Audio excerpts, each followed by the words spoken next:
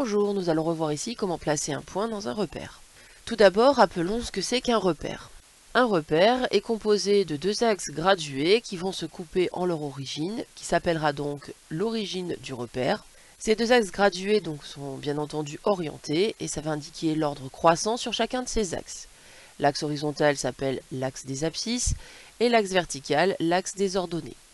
Tous les points vont être repérés par deux coordonnées. La première étant l'abscisse du point, c'est-à-dire la coordonnée que nous allons avoir sur l'horizontale. Et la deuxième correspond donc à l'ordonnée, c'est-à-dire cette fois-ci à la coordonnée sur la verticale.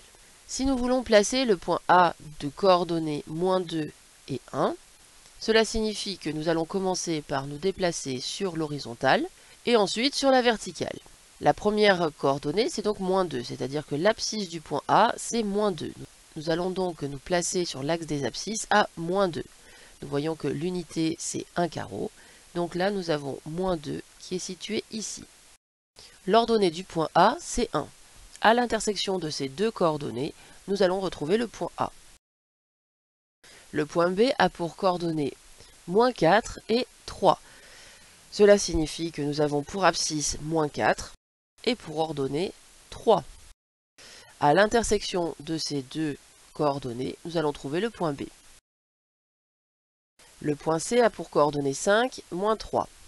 Cela signifie que l'abscisse du point C est 5 et l'ordonnée du point C est -3. Nous allons de ce fait placer le point C à l'intersection de ces deux coordonnées. Le point D a pour coordonnées -5 et 0. Cela signifie que nous allons donc nous placer à une abscisse de -5 et l'ordonnée étant 0, eh bien nous sommes sur l'axe des abscisses. Ni nous ne montons, ni nous ne descendons. Le point D est ici.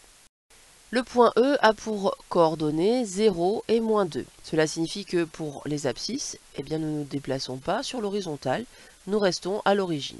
Et au niveau des ordonnées, nous avons -2. Nous avons donc le point E qui est situé ici. Le point F a pour coordonnées 6 et 1. Nous plaçons donc l'abscisse 6, l'ordonnée 1. À l'intersection de ces deux coordonnées, nous allons trouver le point F. Voilà pour placer des points dans un repère. Merci d'avoir écouté.